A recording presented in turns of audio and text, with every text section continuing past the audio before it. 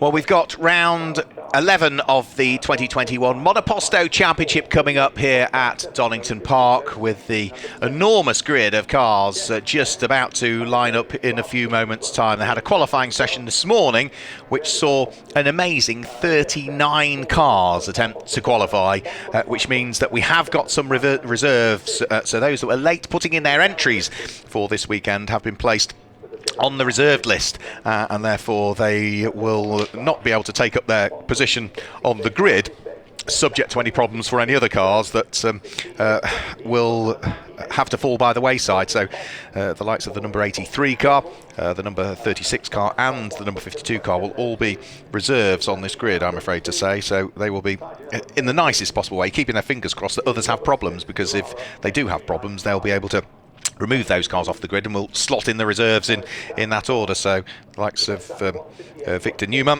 who is the number 83 car, Mike Hatton, who's been a regular in Monoposto racing for a good number of years now, and the number 52 car as well, which is Phil Chappell, will all be reserves in this race. But what it does mean is that we still have a full grid of cars, an enormously full grid of cars. If you're not familiar with Monoposto racing, then it caters for single-seater racing cars constructed or adapted to the Monoposto formula regulations in 7 different classes. So we have the likes of Mono F3, which is for largely Formula 3 designed cars. It does go into the years that they are built, so it has to be 2007 or earlier.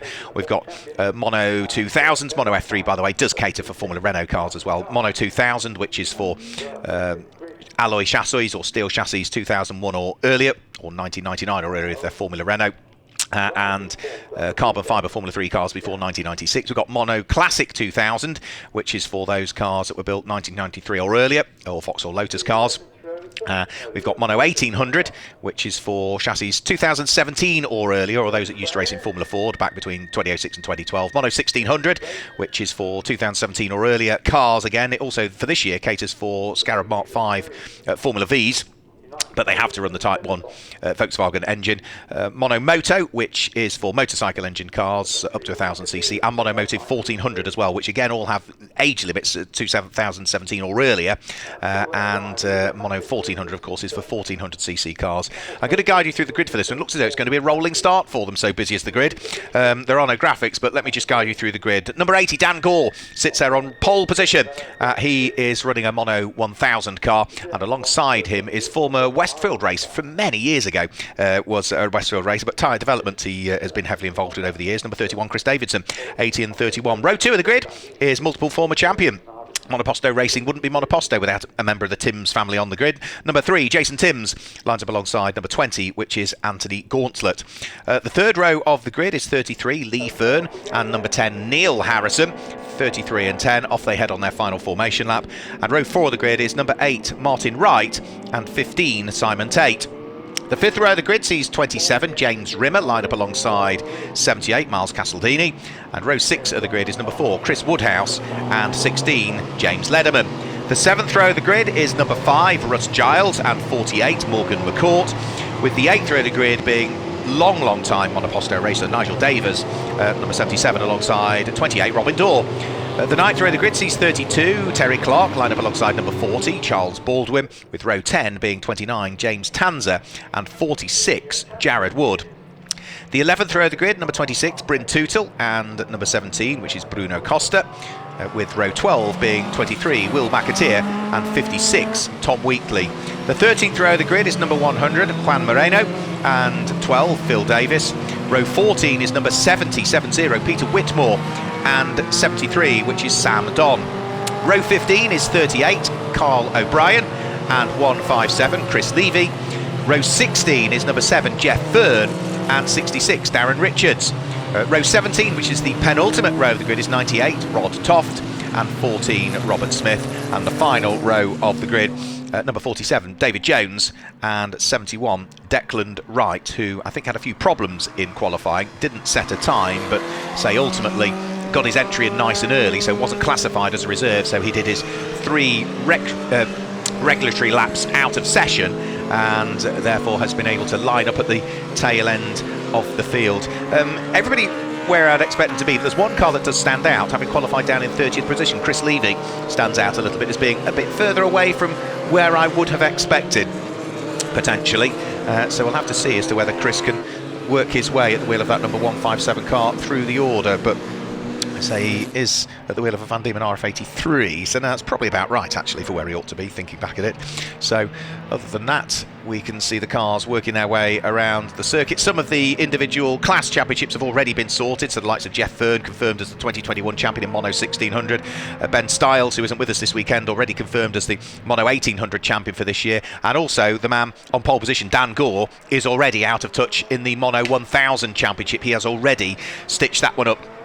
Regardless of what happens over the course of these final 3 races of the championship season for the Monopostos. So the safety car bringing them all round. So it looked like with the safety car at the front it was going to be a rolling start, but you would usually expect these single-seater races to be a standing start, and I think it will be ultimately. We'll have to wait and see as to what happens when the safety car brings... No, they're getting themselves into 2x2 order, so I think we are good for a rolling start in this one. We'll have to wait and see as the cars are about to thread their way onto the start-finish line, and then we'll see as to what happens when we get this 15-minute race underway, the first of 3 races for this weekend. So Dan Gore in the little Jedi on pole position, the larger Dallara F301 of Chris Davidson that sits alongside, and then as we await the lights on the gantry to get ready to go, we're going to get 15 minutes of racing underway for the Monopostos. Huge field of cars head up towards Redgate Corner. Dan Gore in the motorcycle engine Jedi leads the race. Chris Davidson in second place. Jason Timms looking to try and squeeze his way through into third place, but it's not quite going to work. Anthony Gauntlet, I think, has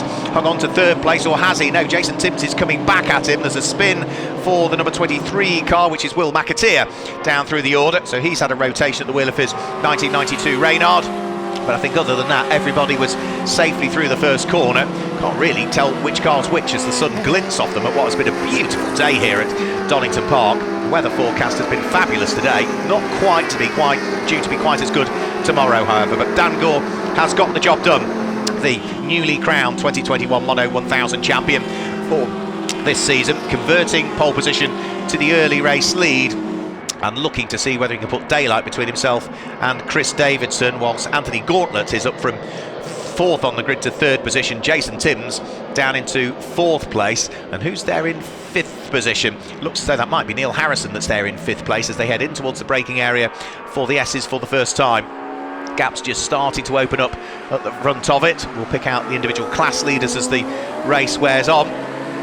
It is Neil Harrison that's there in 5th place. Miles Castledini in 6th place. Dives up the inside of Simon Tate, I think, there. And that, I'm afraid to say, is retirement very, very early on for Darren Richards, who is out of the race and going nowhere with his Jedi, I'm afraid. So early retirement for the unfortunate Darren Richards. The one thing that Monoposto Racing does, and has done since its outset, is give a home to pretty much any single-seater car. So many drivers are able to just either utilise a car that otherwise would be obsolete. Simon Tate still coming under pressure from Chris Woodhouse, who looked towards the inside line there. For some drivers in the past, it has allowed them to home build their own cars, because the regulations again allow home built cars to come in as long as they match the overall regulations of the Monoposto Racing Club. If you're a very clever engineer, you're able to build your own chassis. That's exactly what you may choose to do.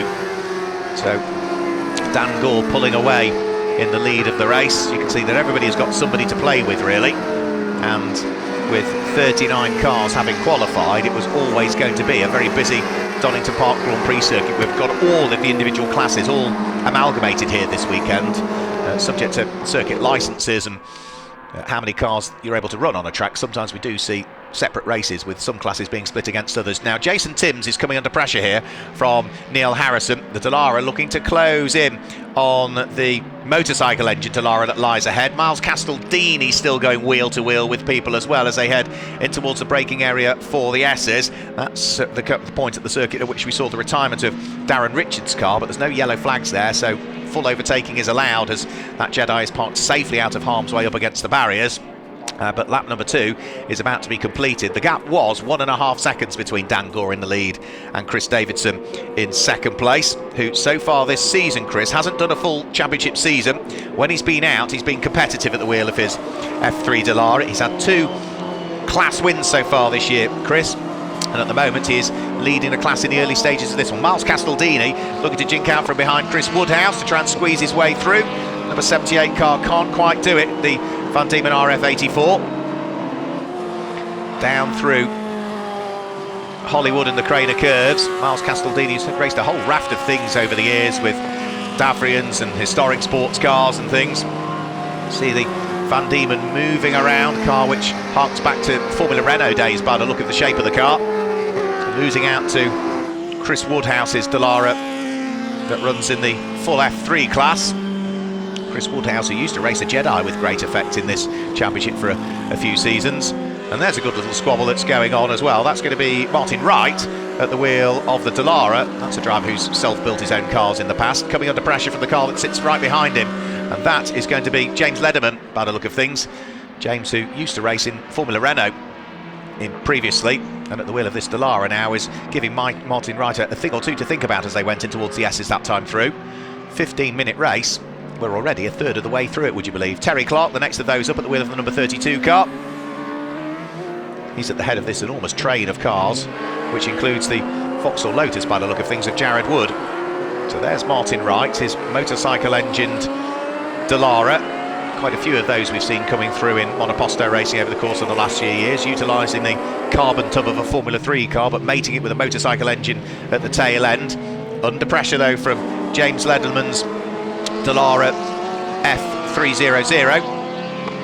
So a 2000 model year Dallara Formula 3 car. However, Martin Wright now up the inside of Simon Tate and going to go through. So Simon Tate losing a position there. Simon, who's been racing for a huge amount of years now, Simon. Now, is that car slowing? I think it is, you know. The number 15 car, just yet everybody just easing their way past effortlessly. Through goes Nigel Davies as well at the wheel of his Jedi. Nigel, who used to race a Formula Ford based car in Monoposto for a good number of years. Robin Dorr squeezes his way through as well. Robin, who's been a regular again for a good number of seasons, not necessarily doing full season campaigns, but the gold car flashes its way through. But yeah, clearly issues with Simon Tate's car, so I think we'll see that car destined for the pit lane before too much longer. Now Nigel Davies at the wheel of the number 77 Jedi, still under pressure from Robin Dorr. You'll see those in the background of the shot. Here they come now. Ahead of them is this little pair, which is still Martin Wright, coming under pressure from James Lederman. Is he going to sneak his way through? No, the door is closed, so no opportunity there to gain the place. Still dropping down through the order goes Simon Tate. Also looks as though the two Lee Stones are squabbling for position as well, the two Irish-built cars. Morgan McCourt at the wheel of the largely red one, and the other Lee Stone is Carl O'Brien, who I think has worked his way well up through the order, actually, because he started 31st, Carl O'Brien. He's now up into 19th position, and that's those two cars now that are just threading their way past that Dallara that is surely in the hands of Simon Tate, destined for the pit lane at the end of this lap. 8.5 minutes to go. Back over the start-finish they'll now come.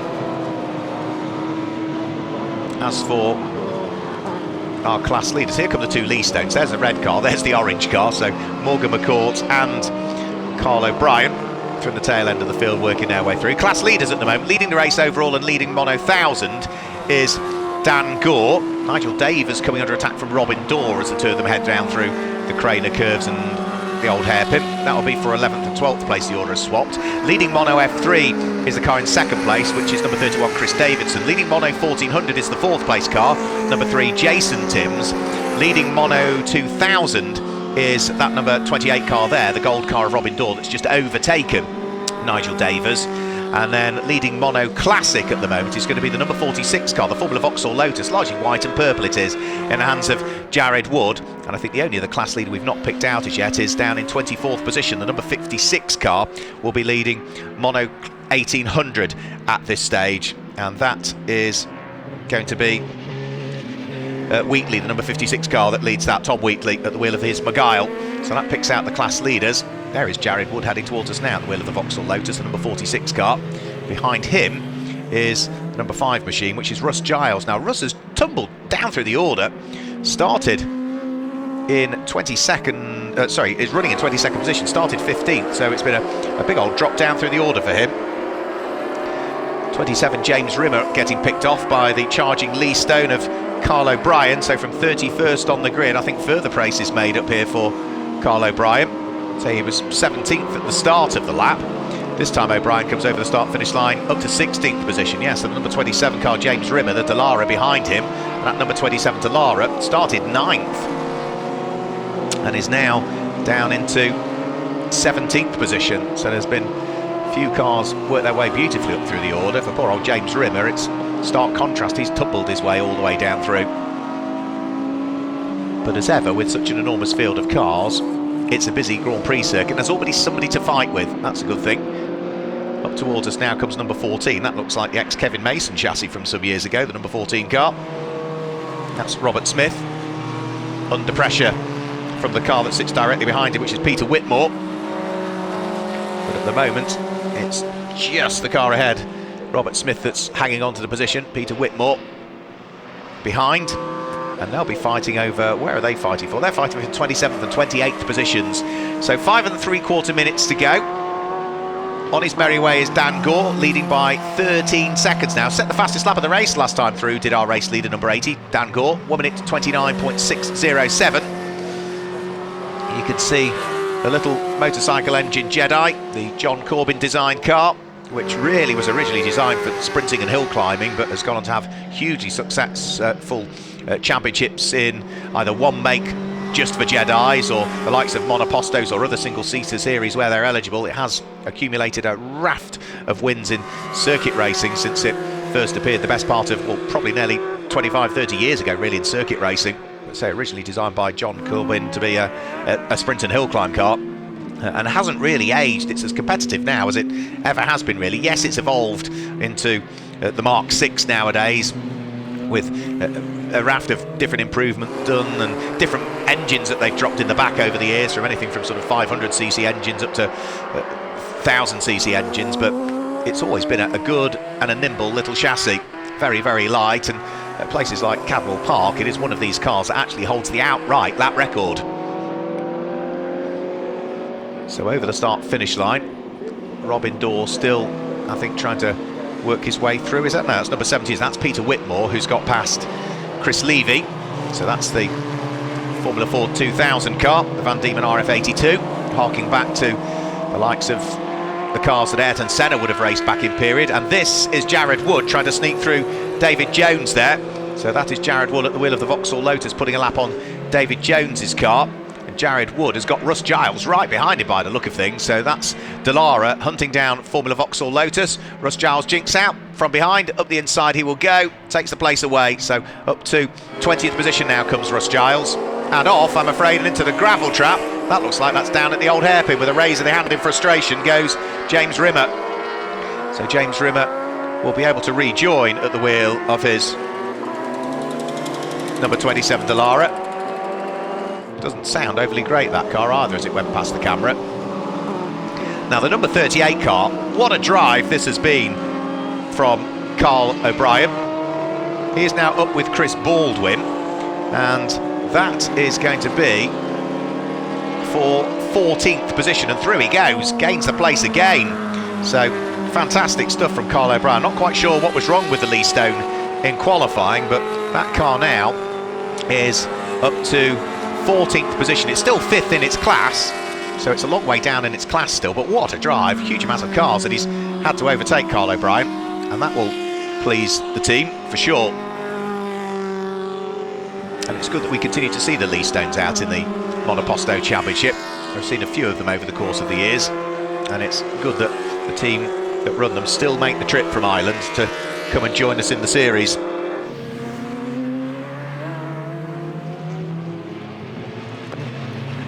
Man from County Kildare still looking to make some progress. Now this is number 6. You can see the slightly battered nose to the number 6 car. That is looking to try and work its way through the order. We've only got 2.5 minutes though remaining, and are we going to see it? 26 rather, which will be Bryn Tootle diving up the inside. Bryn, who's been a champion in his class in the past in Monoposto racing, gains the place as he sneaks his way through and past the number 40 car of Chris Baldwin.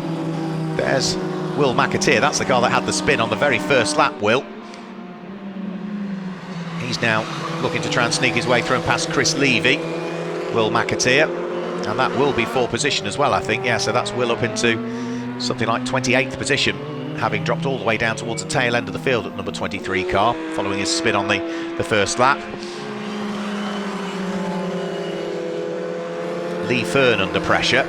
This is going to be for 6th position. Number 33, Lee Fern, weaving one way, weaving the other. He's got the car of Harrison ahead of him, which is Neil Harrison. He's looking up the inside line to try and take the place away. Can't quite make it stick, but needs to be conscious that Chris Woodhouse in the number 4 Dallara is right behind him, and they're fighting for 5th, 6th and 7th places.